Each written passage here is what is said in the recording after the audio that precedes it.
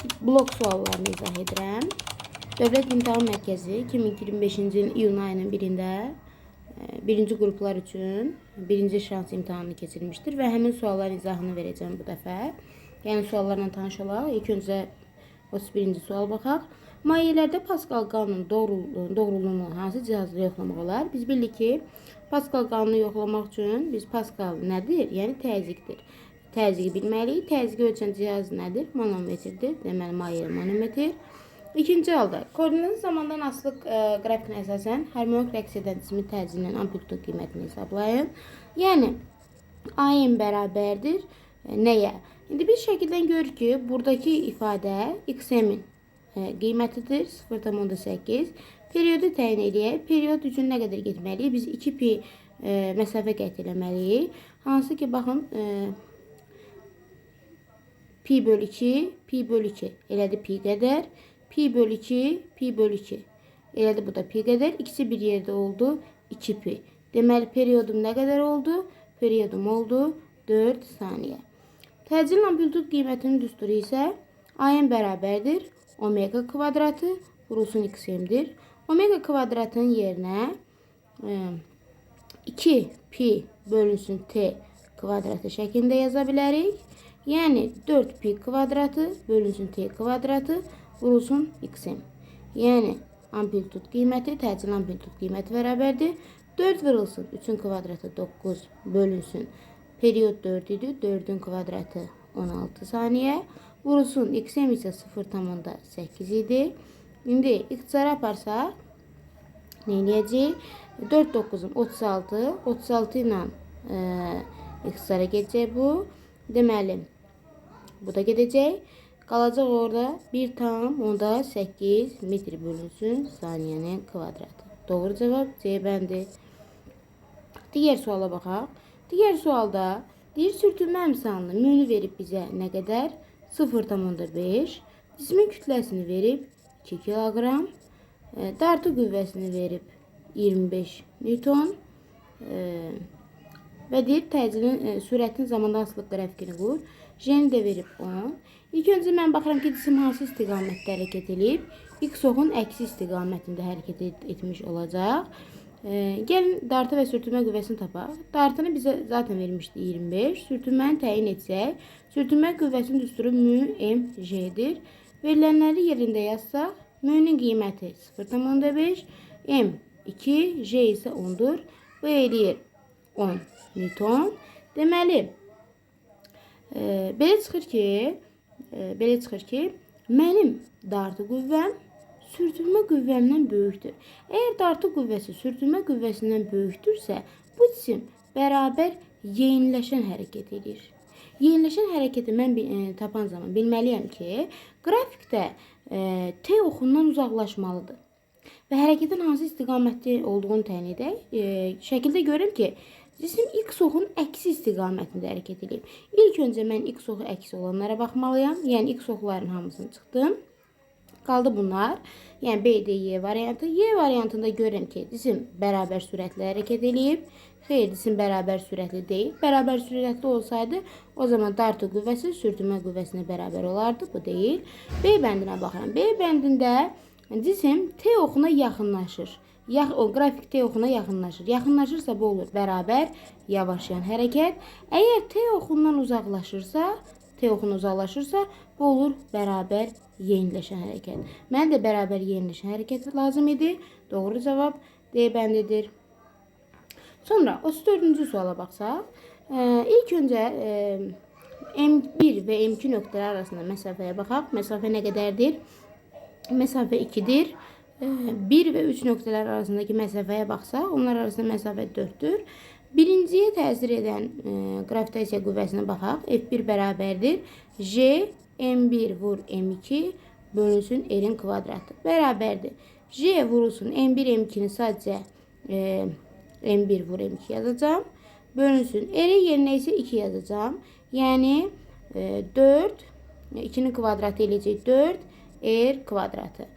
Bunu bizə verib ki, şərtdə bu bir F-ə bərabərdir. Şərt özü qeyd eləyir. İkinci halda isə F bərabərdir. Yenə J, M1, bu dəfə 3-ə baxacağım. M1 və 3 arasındadır. M1 M3 bölünsün R kvadratı.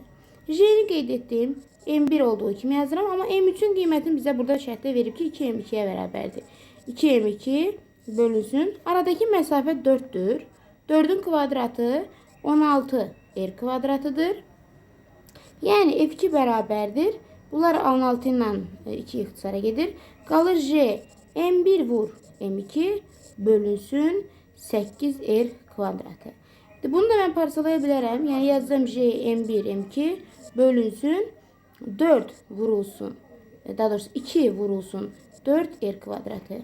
Mən bayaq bu ifadəyə bir F demişdimsə, onda F2'nin qiyməti nəyə bərabər olmuş olacaq? F2 bərabər olmuş olacaq. F bölünsün 2. Doğru cavab B variantı. Sonra digər suala baxsaq. Burada bir kvadratın mərkəzində elektrik sahəsinin intensivlik vektoru hansı istiqamətə yönəlmişdir? Biz bilirik ki, intensivlik vektorları nə edir? Müsbətdən çıxır, intensivlik vektoru mənfiyə doğru daxil olur. Yəni o zaman təyin edək. Baxıram ki, bu yük mənfi yükdür. Deməli, bunun yaratdığı intensivlik xətti özünə doğru daxil olacaq. Həmçinin bu yük də mənfi yükdür. Yaratdığı intensivlik xətti özünə doğru daxil olacaq. Baxıram aşağıdakılara. Bunun yaratdığı müsbət yükdür. Deməli, bu nöqtədə, yəni tən ortada bunun yaratdığı özündən çıxacaq bu istiqamətdə. Sonra bu yükə baxıram. Müsbət yükdür. Müsbət yükdə dediyi çıxır özündən. Bunu da yaratdığı bu istiqamətdə yönələcək. İndi mənə yekun deyir ki, vektoru tap, intensivlik vektoru. Bu zaman parallelogram qaydasından istifadə edirik. Yəni yekun intensivlik, baxın, bu istiqamətdə yönəlmiş olacaq. Doğru cavab A. Keçək digər suala. Deyir, sabit həcmdə. Həcm nədir? Həcm sabitdir. Həcm konstdur. Verilmiş kütləlidirsə, deməli ideal qaz qanunlarına sabitdir, kütlə sabitdir. Şərti deyir ki, temperaturu 3 dəfə azaldıqda, yəni birincinin temperaturu ikincinin temperaturundan 3 dəfə böyük olarsa, təzyiq də 500 Pascal azaldır. Yəni ikincinin təzyiqini təyin etmək üçün birincidən 500 Pascal çıxmalıyam və məndən soruşur ki, birincinin təzyiqi nəyə bərabərdir? İlkin halda təzyiq nəyə bərabər idi? Biz bilirik ki, PVT ifadəsinə görə əgər həcm sabitdirsə, təzyiq temperaturdan düz mütənasib asılığa girir. Yəni P1-in P2-yə olan nisbəti bərabərdir T1-in T2-yə olan nisbətinə. P1-in qiymətini bilmirəm, olduğu kimi qeyd edəcəm P1. P2-nin qiymətini yerinə yazacağım. P1 çıxılsın 500 bərabərdir. T1-in qiyməti 3T2'dir. T2'nin qiymətini bilmirəm. Burada T'lər ixtisara gedir. Çarpaz vursam hər tərəfi bir-birinə. 3 vurulsun P1 çıxılsın 500 bərabərdir P1'ə. Mötərizənin içi vursam 3P1 çıxılsın 1500 bərabərdir P1. Buradan da 2P1 bərabərdir 1500. P1 də bərabərdir 750 Pascal. Deməli, ilkin qiymət 750 Pascal olmuşdur. Sonra fotoeffekt zamanı udulan fotonun enerjisi çıxış işindən 3 dəfə böyük olarsa, yəni Y foton bərabərdir 3 dənə A çıxış işi. Fotoelektronların maksimal kinetik enerjisi nəyə bərabərdir? Biz bilirik ki, fotonun enerjisi nəyə bərabərdir? Çıxış işi ilə kinetik enerjinin cəminə bərabərdir. Kinetik enerjini bu ifadədən tapsam, fotonun enerjisindən çıxacam çıxış işini. Kinetik enerji bərabərdir. Foton enerjisinin 3A çıxış vermişdir. 3A çıxış çıxılsın A çıxış bərabərdir 2A çıxışa. Doğru cavab E bəndidir. 38-ci sual çox deməli sadə sualdır. Sabit qüvvənin derisi deməli F konstdur. Həmçinin F bərabər nəyə? MA-ya. Qrafikdən baxıram. Kütləsi 10'dur. Təcili 4'dür. 10 vurulsun 4 bərabərdir 40 Newton. Və yaxud bununla da etsəydim 8 vurulsun 5, o da 40 Newtonu vermiş sayılacaqdır. Doğru cavab A. R nəyə bərabərdir? R bərabərdir U bölünsün İ'yə. Bu nəyi verir? Bu tangens alfanı verir. Biz görürük ki, qrafikdə U'nun İ'yə deyil, İ'nin U'ya nisbətidir. Bu da nəyi vermiş olur? Kotangens alfanı vermiş olur. Yəni bucaq artdıqca müqavimətin qiyməti aşağı enmiş olacaq. İndi baxaq. Görürəm ki, ən böyük bucağı harda alıb? Ən böyük bucağı ilk öncə burada alıb. Bu belədir. Bu isə bu qədər bucaq almış olur. Bucaqları müqayisə eləsə alfa 3 böyükdür alfa 2, o da böyükdür alfa 1-dən. Biz dedik ki, bucaq artdığı üçün müqavimət azalacaq. Yəni müqavimət bunun tam əksi olacaq. Ən böyük R1, sonra R2, sonra isə R3 olacaq. Və yaxud ikinci digər variant belə də seçə bilərdik. Bunun yaratdığı gərginlik bu qədərdir. Bunun yaratdığı bu qədərdir. Bunun yaratdığı bu qədərdir. Hər üç halda görürəm ki, R3 ən kiçik gərginliyə malikdir. R2 ondan nisbətən böyük. R1 isə ən böyük sayılmış olacaq. Doğru cavab variantı 1, 2, 3 B bəndidir. Digər suala baxaq. 40-cı sualda deyir ki, bir cisim maqnit sahəsinə çevrə üzrə hərəkət edən yüklü zərrəciyin impulsu azaldılarsa, yəni impuls P azalır. Dövretmə periodu və cızılığı çevirən radiusunu hesablayın. Dövretmə periodunun biz bilik ki, bir cins sayədə düstur nəyə bərabərdir? 2pi m bölünsün Q vurulsun B-dir. Düsturda görürəm ki, P yoxdur. P yoxdursa, deməli, period orada heç bir dəyişməyəcək. İkinci halda, əgər radiusa baxsam, radiusun düsturu MV bölünsün QB-dir. MV də biz bilik ki, nəyi verir? İmpulsu verir. Bölünsün QB. Belə çıxır ki, radius impulsla necə asılıdır? Düz mütənasib asılıdır. Yəni, mən əgər impulsu azaldıramsa, deməli, onun eri də, radiusu da azalmış olacaq. Yəni, temperatur dəyişməz, radius azalar. Bu suala baxaq. Bu sualda isə, bu sualda ən sadə şərt yanaşma necə olur? Baxın, bunlar arasında get-gedə arada boşluq get-gedə daha da artmağa başlayır. Yəni, bu artma o demək ki, cisimlər arasında məsafə get-gedə artır. Artır, ta ki bu nöqtəyə gəlib çatana qədər.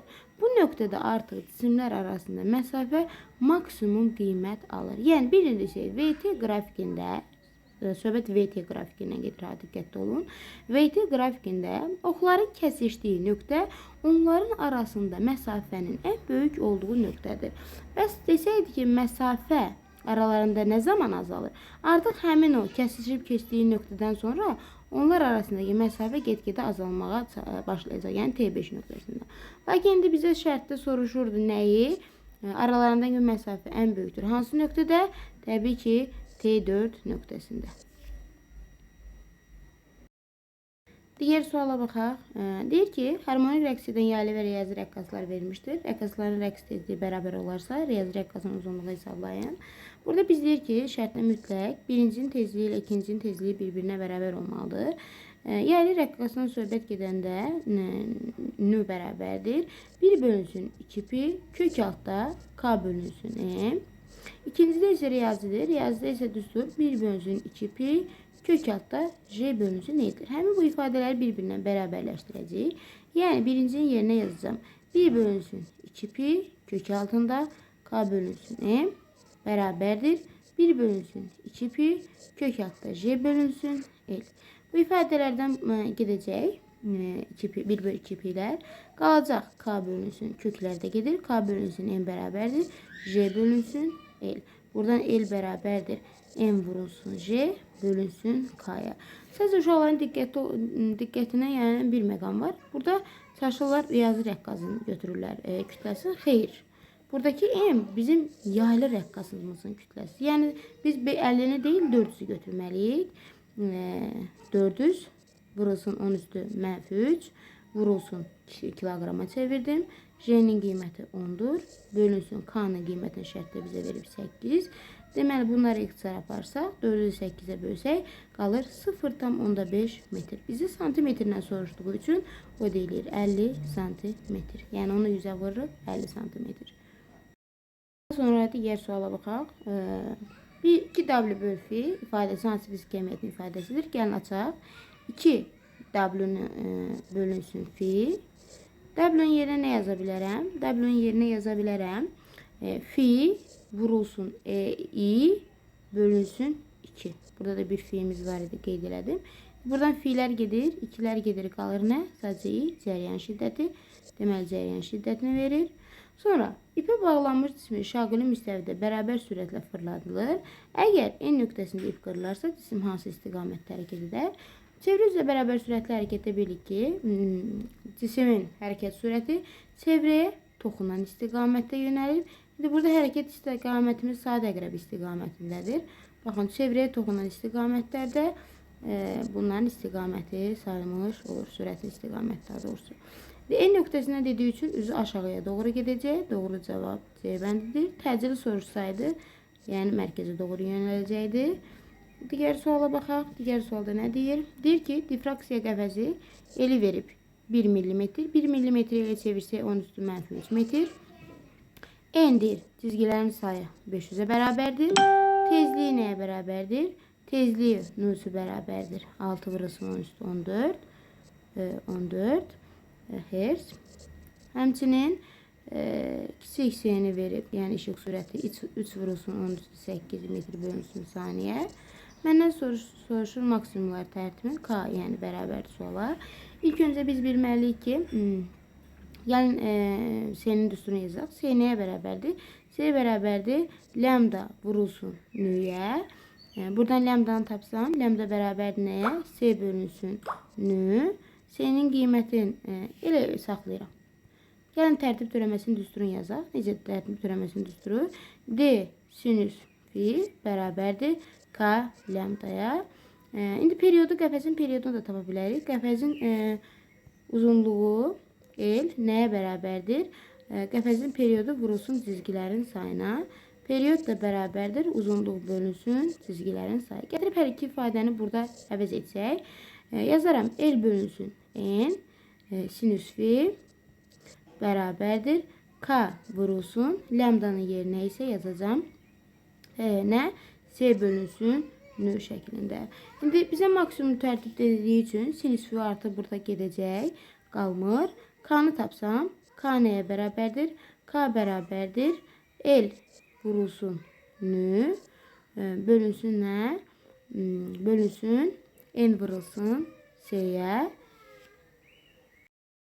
Qiymətləri də qoyaq yerinə. K bərabərdir. L vermişdir 10 üstü mənfi 3.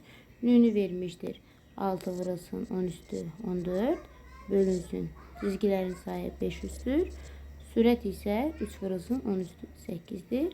Deməli, burada ixtisarı aparsaq, görərik ki, gedir 6, 3, 18. Aha, bu eləyir 4.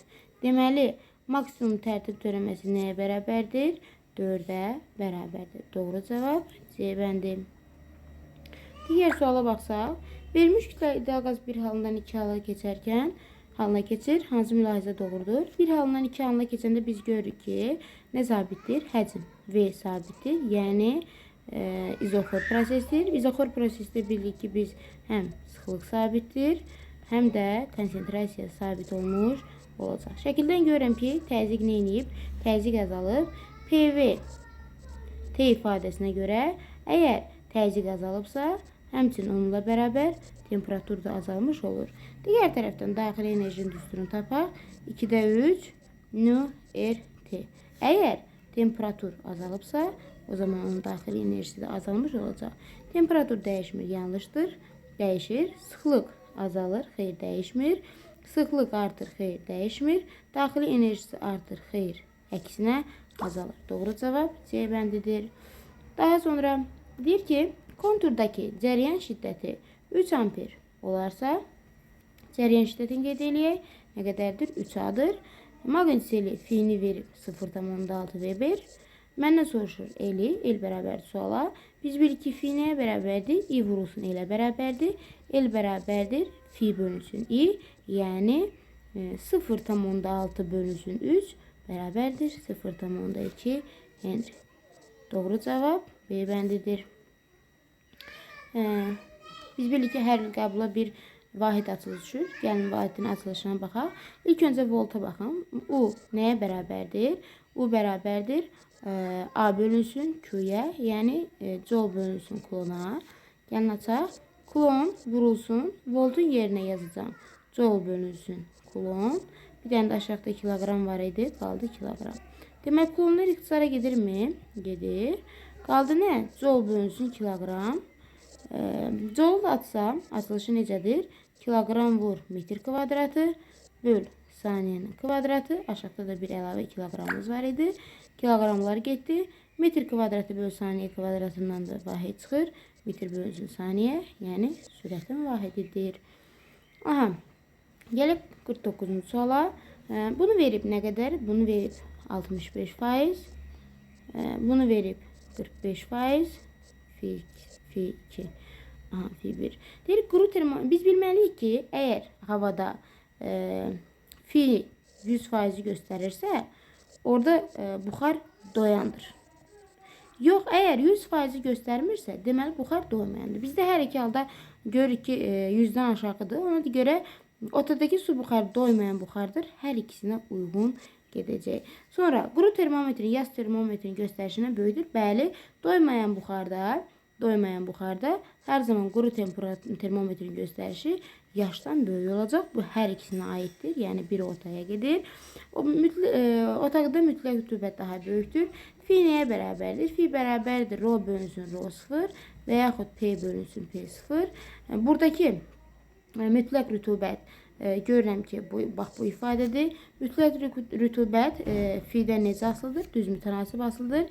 Yəni mütləq rütubət nə qədər böyük olarsa, fi nə qədər böyük olarsa, mütləq rütubət də bir o qədər böyük olmuş olacaq. Baxıram ki, 65 45-dən daha böyükdür. Deməli, onda daha böyük olmuş sayılır. 3 getdi ortaya. Otada su buxarının parsial təzyiqi daha kiçikdir. İndi mən ifadədən görürəm ki, parsial təzyiq hansıdır? Parsial təzyiq həmin bu P-dir. Əgər P nə qədər kiçik olsa, deməli onun fi'si də bir o qədər kiçik olmuş olacaq. Baxarım ki, 45 mi daha böyükdür? 65. Təbii ki, 45 daha böyükdür. O da gedir ikinciyə, yəni 4-ə. İndi doğru cavab variantlarına baxaq. Bura düşür 4, 3, 1, 2. Doğru cavab C bəndidir. Eyni cisim müxtəlif mayeləri sağlıqda iblərdə yerinə gəlmə qüvvələri arasında münasibət verir 1, 2, 3-dür. Sıxlıqlar arasında hansı münasibət doğrudur? Gəlin bu hər bir cisimə tətbiq olunan qüvvəni göstərək. Yuxarıya doğru hər birini T1 də artır. Həmçinin yuxarıya doğru cisimi Arximед qüvvəsi də artır.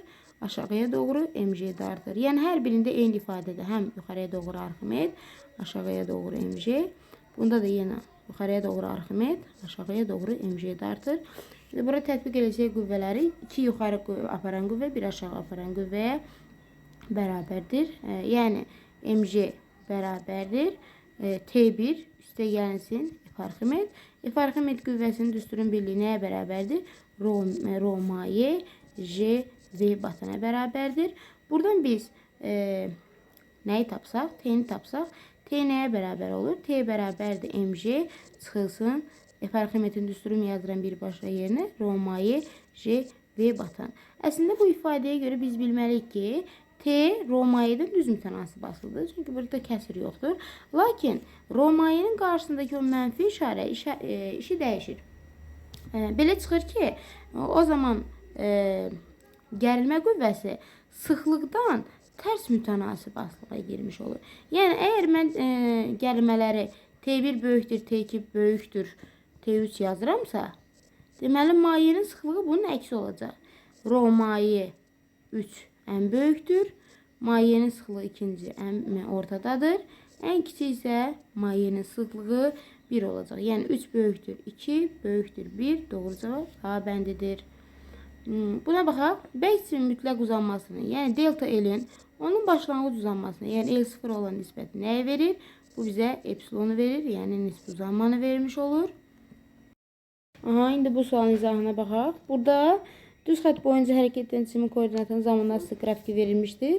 Hansı hissələrdə cisimin kinetik enerjisi artır? Biz bilirik ki, kinetik enerjinin artması üçün nə artmalıdır? Düstur mv kvadratı bölünsün 2-dir. Kinetik enerjinin artması üçün mütləq sürət artmalıdır ki, kinetik enerji artsın. Həmçinin qrafikdə, əgər qrafik T oxundan uzaqlaşırsa, uzaqlaşanda sürət artmış sayılacaq. İndi baxıram qrafikə. Biz bilirik ki, x-t qrafiki yəni qrafiklərdən biridir ki, mən onu koordinat başlanğıcına sürüşdürə bilərəm. Yəni birinci hissəni bax bunu aşağıya doğru sürüşdürdüm. Görürəm ki, qrafik nədir? Qrafik T oxundan uzaqlaşdı. Əgər qrafik T oxundan uzaqlaşırsa aşağıya doğru, onda o bərabər yeniləşən hərəkət etmiş olacaq. Yəni birinci qrafikdə doğrudur. Cisim bərabər yeniləşən hərəkət edir. İkinciyə baxıram. İkincini də yenə sürüşdürə bilərəm. Sürüşdürüb gətirsəm, bu zaman qrafik belədir. Sürüşdürdükdən sonra isə onun işarəsi baxın təxminən belə olacaq. Baxıram ki, bu zaman T neynir? Ox neynir? T oxuna yaxınlaşırmı? Bu bərabər yeniləşən deyil. Bərabər yavaşlayan hərəkətdir. Deməli, mənə sürət burada azalır. Sürətin azalması deyil, sürətin artması lazım idi. Üçüncüyə keçirəm. Üçüncüdə də yenə mən onu neynəyəcəm? Koordinat başlanğıcına gətirəcəm. Yəni bunu. Baxın, bu koordinat başlanğıcına gətirsəm, necə hərəkət edilmiş olur? T oxundan uzaqlaşır qrafik. Deməli, o da bərabər yeniləşən hərəkət etmiş olur. Yəni, orada sürət neynir? Sürət artır. Doğru cavab 1 və 3-dür. Keçək bu suala. Üçüncü sual deyir ki, əvəzləyici qüvvənin işi hansı ifadə üçün doğrudur? İlk öncə baxıram birinci qrafikə. Birinci grafikdə görürəm ki, cisim T oxuna yaxınlaşır, qrafik T oxuna yaxınlaşır. Qrafik T oxuna yaxınlaşırsa, onda sürətin qiyməti get-gedə azalır. Yəni, cisim necə hərəkət edir? Bərabər yavaşlayan hərəkət etmiş olur. İkinciyə baxıram. İkincidə sürətin qiyməti sabit qalır. İkinci halda V bərabərdir const, yəni sürətin qiyməti dəyişmir. Üçüncü halda isə qrafik T oxundan artıq uzaqlaşır. Uzaqlaşanda sürətin qiyməti artır. Yəni cisim bərabər yeniləşən hərəkət etmiş olacaq. Biz bilirik ki, görülən iş nəyə bərabərdir? Görülən iş kinetik enerjinin dəyişməsinə bərabərdir. Kinetik enerjinin düsturu necə yazılır? mv kvadratı bölünsün 2 formasında. Bu demək ki, əgər sürətin artması kinetik enerjinin artmasına mənasına gəlir. Kinetik enerjinin artması isə görülən işin artması mənasına gəlir. Yəni, bir növ isə sürət artırsa, iş artır, yəni iş müsbətdir. Yox, sürət azalırsa, görülən iş azalır, yəni iş mənfidir mənasına gəlir. Birinci qrafikdə iş oldu mənfi, yəni birinci hissəsində iş mənfidir, doğrudur. Sonra ikinci hissəsində, ikinci hissəsinə gələk. İkinci hissəsində cisim bərabər sürətli hərəkət edibsə, V konsulsa, deməli orada əvəzləyici qüvvə də sıfıra bərabərdir. Görülən iş nəyə bərabərdir? F vurulsun S-ə bərabərdir. Əgər F sıfıra gedirsə, o da görülən iş də sıfıra bərabərdir. İkinci hissədə iş sıfırdır, doğrudur. Üçüncü hissə isə yeniləşəndir. Görülən iş müsbətdir, 4. Digər suala baxaq. Bu sualda nə deyir? Burada isə zamanı verib 15 sutka. Bizə deyir ki, parçalanan nüvələrin sayı. Yəni, delta n bərabərdir nəyə? 8-də 7 n sıfıra. Deyir ki, əgər delta n bərabərdir 16-da 5 n sıfır olarsa, neçə sutka da parçalanar? Bu ayrıdır, ikinci həldir. Birinciyə baxaq ilk öncə. Biz bilirik ki, düstur nəyə bərabərdir? Parçalananların sayı bərabərdir. N0 vurulsun. 1 minus 2 mənfi T üstü T. Buradan delta-ni yazsam yerində. Yəni 8-də 7 N0 bərabərdir N0 vurulsun 1 çıxılsın. 2 üstü T-ni verib 15 bölünsün T mənfi. Burada N0'lar ixtisara gedir. Qalır nə? 8-də 7 bərabərdir. 1 çıxılsın 2 üstü mənfi 15 bölünsün T. İndi 1'i kənara keçirdəcəm. Yəni yazacam nə? 1 çıxılsın 8-də 7 bərabərdir. 2 üstü mənfi 15 bölünsün T'yə. İndi bunları da ixtisara həll eləsək. 8-dən 7 çıxanda 1. Yəni 1 bölünsün 8 bərabərdir. 2 üstü mənfi 15 bölünsün T'yə. 1 bölünsün 8 nə deməkdir? 1 bölünsün 8, 8 üstü mənfi 1 deməkdir. Yəni 8 üstü mənfi 1, 2 çıxılsın 15 bölünsün T. 8 üstü mənfi 1 nə deməkdir? 8 nəyin qiymətidir? 2-nin qiymətidir. Yəni 2 üstü mənfi 3 bərabərdir. 2 üstü mənfi 15 bölünsün T. Buradan nə edirik? Buradan 2'ləri ixtisara apara bilərik. Mənfilər də müsbətlərlə əvəz olunacaq. Qalacaq nə? Qalacaq 3 bərabərdir. 15 bölünsün T. Yəni T'ni tapsam 15'i böləcəm 3'ə bərabər edəcək 5 sutka. İndi mənə deyir ki, bu halda mən burada T'ni tapdım. Nə qədər elədi? 5 sutka elədi. İndi bu ifadəyə əsasən mən nəyi tapacam? T'ni tapacam. Yəni təkrar düsturu yazıram. Delta n bərabərdir. N0 vurulsun 1 minus 2 üstü mənfi T bölünsün T. Daha sonra delta n'in yerine yazacağım mənə veriləni, şərtdə veriləni 5 bölünsün. Aha, 5 deyil, bir dəqiqə onu düzəldi, 15'dir. 15 bölünsün 16 bərabərdir. N0 bərabərdir. N0 vurulsun 1 minus 2 mənfi t bölünsün 5. 5'i qeyd elədim çünki bayaq tapdım. Yenə burada nə edəcək? N0'lar ixtisara gedəcək. Qalacaq 15 bölünsün 16 bərabərdir 1 çıxılsın. 2 üstü mənfi t bölünsün 5. İndi yenidən 1'i keçidəcəm mən digər tərəfə. Yəni yazacağım 1 çıxılsın 15 bölünsün 16 bərabərdir. 2 üstü mənfi t bölünsün 5'ə. İndi bu ifadədən qalır neçə? Bura düşür 16 dəfə, bura düşür 1 dəfə. 16'dan 15 çıxanda 1. Yəni 1 bölünsün 16 bərabərdir 2 üstü mənfi t bölünsün 5. 1 bölünsün 16'nı mən necə yaza bilərəm? 2 üstü mənfi 4 kimi yaza bilərəm. Bərabərdir 2 üstü mənfi t bölünsün 5. Şimdi burada yenə nə edəcək? 2'lər ixtisara gedəcək. Mənfilər müsbətlərlə əvəz olunacaq. Yəni 4 bərabərdir t bölünsün 5. T'ni tapsam, elir 4 5'im 20 sutka. Doğru cevap 20 sutkadır. Aha, keçək bu suala. Deyir, gərginliyi nə qədərdir? Gərginliyi 40 voltdur. Elektronun sürəti anlık çatar. Aha, kadot gərginliyi.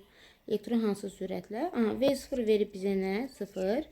Y bölünsün M. Y nisbətini verib 2 vurulsun üstü 11 kulon bölünsün kilogram. Mənə soruşur sürəti V bərabər suala. Biz bildik ki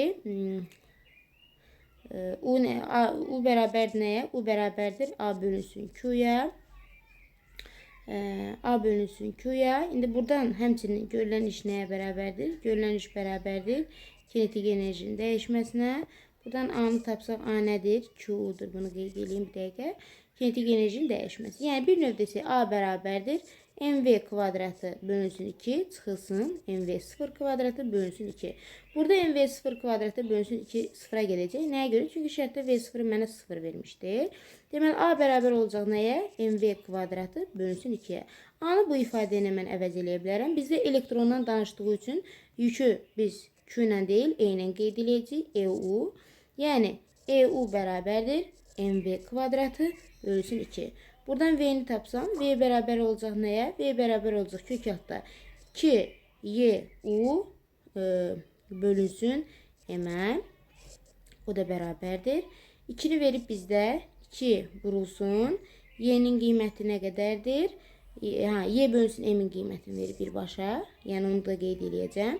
2 vurulsun 10 üstü 11 vurulsun. Onun qiyməti nə qədər idi? 40 idi. Buradan V bərabər olacaq neçəyə? Bu da eləyir 4 vurulsun. Nə qədər? Daha doğrusu 4 deyil. Birbaşa elə qeyd eləyək. 4 vurulsun. 10 üstü 12'dən də 10 üstü 6 çıxır. Məndən şərtin əvvəlində onu mega ilə soruşduğu üçün o da eləyəcək 4 megametr bölünsün saniyə. Daha sonra 56-cı suala baxaq. Tezliyi verib, tezliyi bərabərdir 3 vurulsun 10 üstü 6 Hz. Mega dediği üçün 10 üstü 6. S-ni verib nə qədər? 3 vurulsun 10 üstü 8 metr bölünsün saniyə. Məndən soruşur nəyi? Lambdanı, yəni dalğa uzunluğunu. Biz bildik ki, lambda nəyə bərabərdir? S bölünsün nüyə bərabərdir. Lambda bərabərdir. S-nin qiyməti 3 vurulsun 10 üstü 8 bölünsün. Nü'nün qiyməti isə 3 vurulsun 10 üstü 6'dır. İxtisara gedir. Yuxarıda qalır 10 üstü 2, yəni 100 metr. 57-ci suala baxaq. Biz bilirik ki, 57-ci sualda biomaqnit induksiya xətləri S-ə doğru daxil olur. N-dən isə çıxır. İndi bu çevrəyə toxunan istiqamətdə, baxın bu istiqamətdə hərəkət edir. İnduksiya istiqamətləri K nöqtəsində oldu hara doğru? Yuxarıya doğru. İndi K-da deyir. K-da hara oldu? K-da yuxarıya doğru oldu. Daha sonra L-də hara oldu? L-də oldu aşağıya doğru.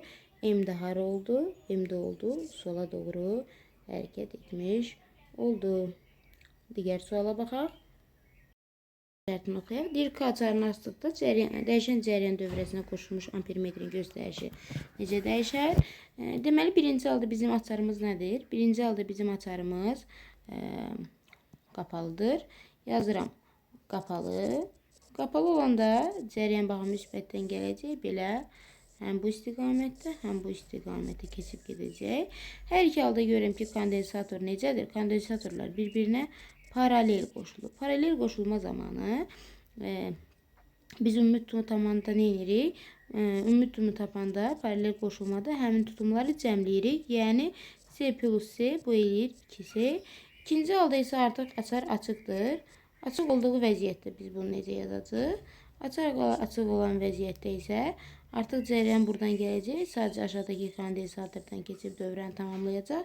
Yəni bu zaman ümumi tutum nədir? Ümumi tutum bərabərdir yalnız C-nin özünə. Gəlin cəryan şiddətini yazaq. Çünki ampermetrin göstərişini məndən soruşur. Cəryan şiddəti nəyə bərabərdir? U bölünsün R-ə. Dəyişən cəryan dövrəsində biz əgər kondensator vardı, bunu U bölünsün R deyil, U bölünsün XC, yəni tutum müqaviməti kimi yazırıq. XC nəyə bərabərdir? 1 bölünsün omega C-yə. Gətirib ifadədə yazsam, U bölünsün 1 bölünsün omega C. Omega C qalxacaq yuxarı, olacaq U omega C. Belə çıxır ki, I cəryan şiddəti həm gərginlikdən, həm tutumdan düz mütənasib asıla girir. Yəni, əgər mən baxıram tutuma. Tutum əvvəl 2C idi, sonra oldu C. Əgər tutum 2 dəfə azaldısa, deməli cəryan şiddəti də 2 dəfə azalmış olacaq. Deyir, çəksiz link və blokdan ibarət sistemdən M1 kütləli yük asılıb. Linkin üfüqi istiqamətdə tarazlıda qalması üçün ondan asılan ikinci cisimin yerini və kütləsini müəyyən edin. İlkincə biz bilirik ki, bu tərpənən blokdur. Tərpənən bloku yuxarı istiqamətdə əgər soldan 300 dartırsa, eyni ipdə eyni gərilmə yarandığı üçün bunu 300-də buradan dartacaq yuxarı. Aşağıya düşən gərginlik 2F-ə bərabər olmuş olacaq. Yəni, F ilə hər iki F-in cəminə 600 Newtona bərabər olmuş olacaq. Bunu aşağıya doğru dartan bir ağırlıq qüvvəsi var. F1 bərabərdir M1J-yə. Yəni, 50 vurulsun 10. Bu da birinci tətbiq olunan qüvvə 500 Newtondur. Biz bilirik ki, yuxarı dartan qüvvələrin cəmi aşağı dartan qüvvələrin cəminə bərabər olmalıdır. Yəni, yuxarı dartan həmin bu F qüvvəsi F bərabər olacaq nəyə? F1-lə F2-nin cəminə. İndi buradan mən F2-ni təyin etsəm, F2 nədir? F2 bərabərdir. F çıxılsın F1. F-in qiyməti məndə 600 Newton vermişdi. Çıxılsın F1-in qiyməti 500 Newtondur. Deməli, F2-nin qiyməti nəyə bərabər olmuş oldu? 100 Newtona. İndi gəlin momentlər qaydasına əsasən tapaq. Bunun bir də onu qeyd edeyim ki, burada dayaq blokun altında qoyulub. Burada cisimdən, yükdən dayağa qədər olan məsafə 1-dir.